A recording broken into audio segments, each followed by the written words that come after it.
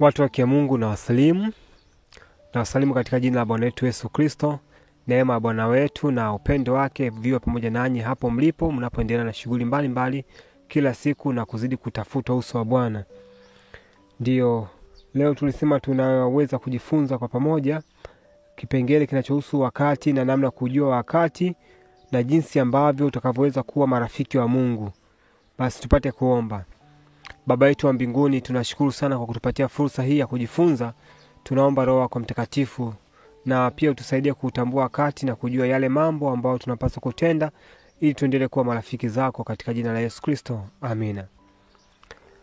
Sawa, sasa jambo la kwanza la msingi la kulizingatia ni kwamba tunapohitaji kufanya mahusiano kamili na Mungu, tunapotaka kumjua Mungu na tunapotaka kumfanya kuwa rafiki yetu, hatuwezi tukaacha kujua wakati. Kwa sababu Biblia nzima inatuambia kwamba lengo kubwa la Mungu katika Biblia, kutufunulia Biblia na kutupatia maandiko matakatifu, lengo lake kubwa ni kutaka watoto wake waweze kuwa marafiki zake yeye. Tulisoma hiyo katika Yeremia tukaona, lakini pia leo tunakusoma katika Yohana sura ya 17 mstari wa 3. Hapo kuna fungu la msingi sana, fungu zito na fungu makini sana ambalo tunapaswa kulizingatia. Inaposema kwamba katika Yohana sura ile ya 17 na mstari wake ni ule wa 3. Kama una Biblia ukifungua hapo utaweza kusoma pamoja nami. Nasema hivi: na uzima milele ndio huu, wa kujua wewe Mungu wa pekee wa kweli na Yesu Kristo uliyemtuma. Kwa Biblia inatambulisha uzima milele ni kumjua Mungu pamoja na Yesu Kristo ambaye alitumwa na Mungu. Swali ni kwamba nawezaje kumjua Mungu? Sasa kama una karatasi na kalamu unaweza kaandika hizi hatua kuu 3 za kumjua Mungu. Hatua ya kwanza ni kutambua wakati. Kutambua na kuelewa wakati. Hatua ya pili ni kutambua mambo ambayo tunapaswa kutenda katika huo wakati, na hatua ya mwisho ni kuyatenda hayo mambo na kuwa marafiki wa Mungu. Na kupatia mafungu fungu la kwanza tunapatia katika kitabu cha Mambo Nyakati ya Kwanza sura 12 mstari wa 32. Hapo kuna sifa ya wana wa Isakari, watu waliokuwa wanajua wakati na mambo ambayo walipaswa kuyatenda. Kwa hiyo fungu la kwanza hilo ambalo linabeba mambo mawili. Jambo la kwanza ni kutambua wakati, lakini wana wa Isakari tunaambiwa kwamba walikuwa wanatambua pia mambo ambayo Israeli walipaswa kuyatenda. Hilo ni jambo la pili la kuzingatia. Tunapotaka kumjua Mungu, hatua ya kwanza ni kujua wakati, hatua ya pili ni kuyatenda mambo yanayohusu wakati. Kwa hiyo hatuwezi tukaanza kuyazungumzia haya mambo ya kutenda bila kwanza kuzungumzia wakati, na baada ya hapo tuyatende hayo mambo kwa neema ya Mungu, tuwe marafiki zake. Maana ni rahisi kujua wakati, ni rahisi kujua hayo mambo ya kutenda, lakini huenda ikawa vigumu kuyatenda hayo mambo kwa sababu tunahitaji neema ya Kristo ili tuweze kuyatenda. Kwa sababu kuna wakati tunaweza kuyatenda kwa ushupavu, kuna wakati tunaweza kuyatenda kwa njia zetu wenyewe zisiwe zile za kumpendeza Mungu. Sasa basi, swali la msingi la kujiuliza ni kwamba nawezaje kutambua wakati? Nawezaje kutambua wakati? Sawa, nafahamu muda, nitaweza kufahamu sawa, ninaweza nikajifunza muda, naweza nikajifunza kuhusu mambo ya kutenda, lakini je, swali nitawezaje kujua huo muda? Sasa muda unafunuliwa katika kitu kifuatacho. Mungu alipatia somo linaitwa somo la patakatifu. Unaporejea katika kitabu cha Zaburi sura ile ya 77 mstari wa 13, inasema Mungu njia yako ipo hiyo katika patakatifu. Biblia ya Kiswahili imesema hii katika utakatifu, lakini maana halisi pale, tafsiri halisi ni kwamba Mungu njia yako ipo katika patakatifu. Hasa tunaporejea patakatifu pa Mungu ndipo tunapoelewa wakati. Na tunaporejea patakatifu pa Mungu na masomo haya patakatifu pamoja na mengine mengi ambayo tutakuwa tunayagusia, ni muhimu pia kuyaelewa kila mtu kwa wakati wake. Maana tunaambiwa tunapaswa kuelewa hili somo la patakatifu kwa sababu ni ufunguo wa kuelezea masomo mengi sana katika Biblia. Au masomo zima la mpango wa ukombozi tunaweza tukalielewa kwa kufahamu somo la patakatifu, kwa sababu Biblia inazungumzia mpango wa ukombozi, na ili tuelewe mpango wa ukombozi tunahitaji tupate ufunguo, na ufunguo huo ni somo la patakatifu. Kwa hiyo sasa somo la patakatifu linatufunulia kuelewa mpango wa ukombozi, na mpango wa ukombozi ili ukamilike unajengwa katika wakati. Kwa hiyo sasa tukitaka tuelewe wakati tunapoenda katika patakatifu, swali la kujiuliza ni kwamba tuko wapi katika patakatifu, au Yesu yuko wapi katika patakatifu? Kwa sababu patakatifu palikuwa pana sehemu kuu 3. Bila shaka mpenzi mtazamaji haya mambo unayafahamu, lakini mimi kuna kipengele nitakigusa hapo. Patakatifu palikuwa pana ua wa nje, patakatifu penyewe pamoja na patakatifu. Sasa Yesu alipofika mara ya kwanza duniani alikuwa katika ua wa nje. Kazi kuanzia mwaka 31 AD. Alipomaliza alipokuwa wamesema kwamba imekwisha, alipomaliza kazi hapo 31 AD, akapaa kwenda mbinguni, akaingia patakatifu, akaanza kufanya kazi mwaka huo sasa 31 AD, akafanya hadi mwaka 1844 Yesu akaingia patakatifu sana.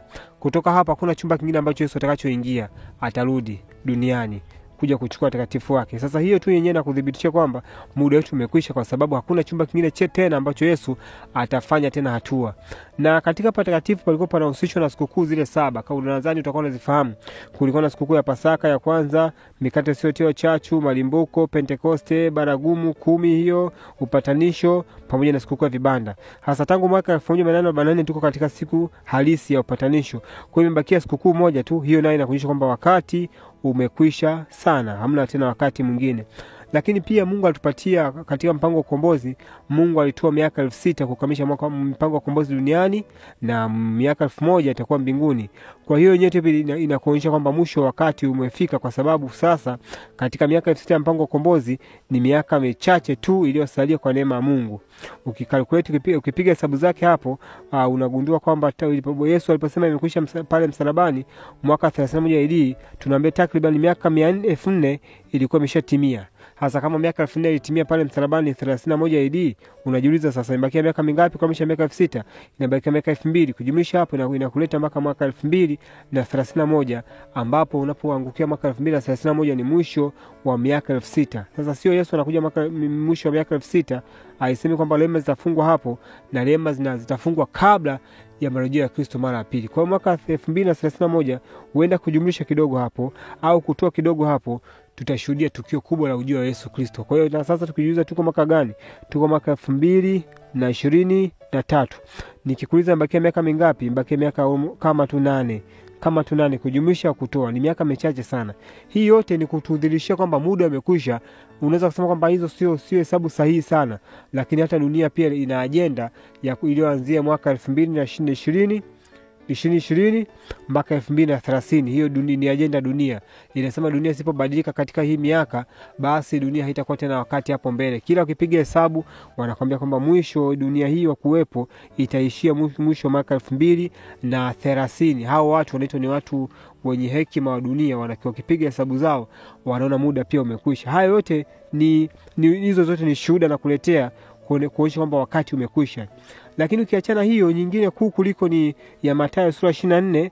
Tunaposoma Mathayo sura 24, na kama utaona kuna sehemu inakuletea utata, usisite kuniuliza, usisite kunitafuta, namba ya simu hiyo hapo pamoja na email hiyo hapo. Unapoendelea katika Mathayo sura 24, tunapojifunza Yesu amezungumzia vipengele vifuatavyo kutambua wakati. Amezungumzia matukio, lakini pia Yesu amezungumzia swala zima la vizazi. Kuhusu matukio, Yesu amefundisha, amefika katika mstari ule wa 7 na wa 8 kuelekea 9, amesema mstari wa 8 kwamba huo ndio mwanzo wa utungu. Mwanzo wa utungu, unapoenda katika kujifunza matukio, Yesu alitaja mambo makuu matatu katika Mathayo sura 24 mstari wa 7. Alisema kutakuwa na njaa, kutakuwa na matetemeko, lakini pia kutakuwa na magonjwa. Hayo yote tuliona kitimia mbele ya macho yetu katika mwaka 2020. Hayo mambo yalitimia, mambo hayo matatu: njaa ya kitaifa, lakini pia magonjwa ya kitaifa, lakini pia swala zima la majanga ya asili ama matetemeko ya kimataifa. Na hivi sasa tuko sisi wenyewe ni mashahidi, tunagundua kwamba hayo mambo yote yameshatimia. Kwa hiyo kuanzia mwaka 2020 ya hapo, kuanzia 2020 hapo tunajua kwamba tuko mwanzo wa utungu. Unaposoma sasa mstari wa 9, inazungumzia amri ya Jumapili, kwamba sasa wakati utafika ambapo tutasalitiwa, turushwe huku na huku kwenye mabaraza mbalimbali kujibu hoja mbalimbali za wakuu wa dunia hii, na tutasalitiwa kwa ajili ya jina la Kristo. Na wakati ya kusalitiwa kwa ajili ya jina la Kristo ni wakati ambapo amri ya Jumapili itasimamishwa. Wachache watakaokuwa wanaipinga, watakaokuwa wanataka kutia amri za Mungu, wataonekana ni wasaliti, na hivyo tutasalitiwa sisi kwa sababu ya jina la nani? Jina la Kristo. Huo ni ushuhuda mwingine kwamba tuko mwisho wa wakati. Lakini ushuhuda mwingine tena ambao ni makini, ambao kila mtu anatakiwa ufahamu, ni ushuhuda ambao tunapata katika kuzungumzia vizazi. Hasa unaposoma Mathayo sura 24, Mathayo sura 24, Yesu akasema kizazi hiki kitapita. Swali la kujihoji na kujiuliza, ni kizazi gani ambacho Yesu anakizungumzia? Ni kizazi cha mwisho. Unaposoma Mathayo sura 24 ukianzia mstari ule wa 32, Yesu akafundisha kwa mtini jifunzeni. Alizungumza mambo ya asili, akaenda alafu mbele akazungumza akasema kwamba mstari wa 34 akasema, amini nawaambieni kizazi hiki kitapita. Ni kizazi gani? Ni kizazi cha mwisho, na kizazi miaka 40.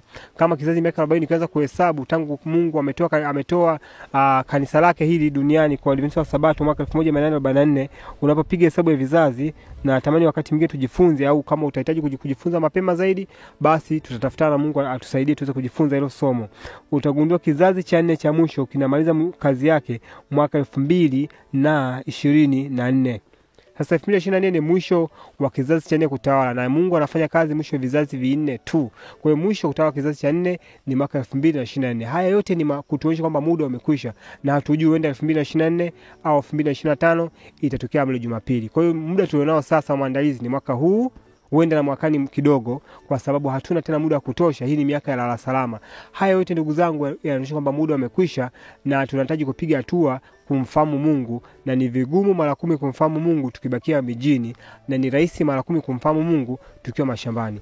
Na labda niweke sawa jambo hili. Tunaposema kizazi cha mwisho au kizazi cha 4 kinaenda kukoma kufanya kazi yake katika mwaka 2024, tunapaswa tutambue ni kizazi gani hiki. Ni kizazi ndani ya kanisa, kama nilivyosema hapo mwanzo kwamba ni kizazi cha Mungu ndani ya kanisa lake. Maana kanisa hili Mungu amelinua katika mwaka 1844 na kizazi ni miaka 40. Tutajifunza wakati mwingine, au nikishindwa hii nikisahau nitaomba unitafute na uniulize, au tuulizane tuone namna ya kuliweka sawa jambo hili, ila nitazungumza kwa ufupi. Na kizazi ni miaka 40. Unaposoma kitabu kile cha Waebrania sura 3 mstari wa 8, wa 9, wa 10 itakwambia kizazi ni miaka 40. Sasa unapopiga miaka 40 mara 4 kuanzia mwaka 1844 itakuleta mwaka 2024. Lakini utambue kwamba kabla kuandika tu 40 hizo 4, utambue kwamba Mungu kabla kuinua kizazi kufanya kazi anangoja wale vijana wameshafikia umri wa miaka 20. Wanatakiwa wafikie miaka 20 ndipo waanze kuhesabu vizazi. Kwa hiyo kuna hesabu yake ya namna kujumlisha.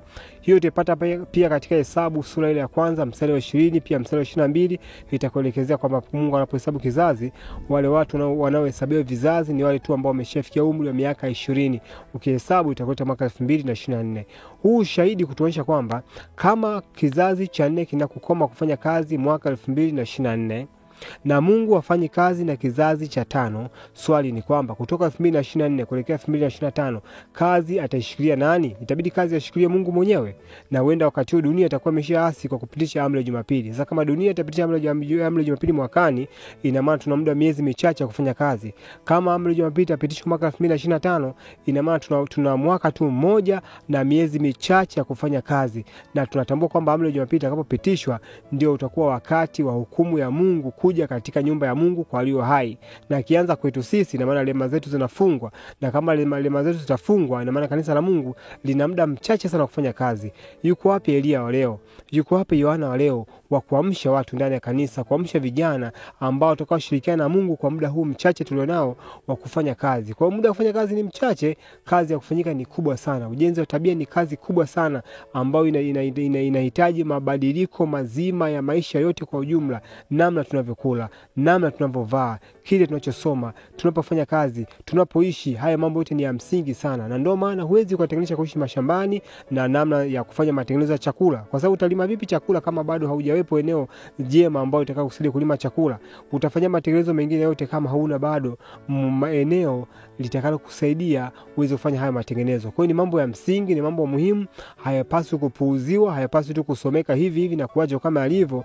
Ila ni mambo ambayo yatatuhitaji umakini wetu na ushirikishaji wetu wa kikamilifu pamoja na muumbaji wetu kuhakikisha kwamba kazi inakamilika kwa kipindi hiki. Kwa hiyo kama amri ya Jumapili ikipitishwa hapo mwakani, ina maana tuna muda mchache, na hii mambo si ya kufurahia tu, ni mambo ambayo Mungu anataka tuyaombee kwamba yasitokee hata mapema kiasi hicho, kwa sababu tunaambiwa tunatakiwa kuomba Mungu zile pepo 4 zishikiliwe zisivume duniani hata watu wa Mungu watakapokuwa wamepokea muhuri wake Mungu. Na muhuri wa Mungu hautaweka katika vipaji vya uso watu ambao tabia zao bado hazijawa kama ile tabia ya Kristo. Kwa Mungu atusaidie ndugu zangu, atusaidie sana. Haya mambo ni mambo ya tuko mwisho sana wa wakati, na ni mambo ambayo ni makini ya kuambiana, kama tu vile ambavyo Nuhu alikuwa anapaza sauti na watumishi wa Mungu mbalimbali katika nyakati mbalimbali, jinsi ambavyo wanaongea, na leo pia vile Mungu ana watumishi wake ambao watakaopaza sauti na kuchukua huu ujumbe kuweka mabegani na kuomba kila siku Mungu atupatie mzigo wa kuifanya hii kazi. Vijana Mungu anawahitaji, watu wazima Mungu anawahitaji. Bwana tubariki sote katika jina la Yesu Kristo. Amina.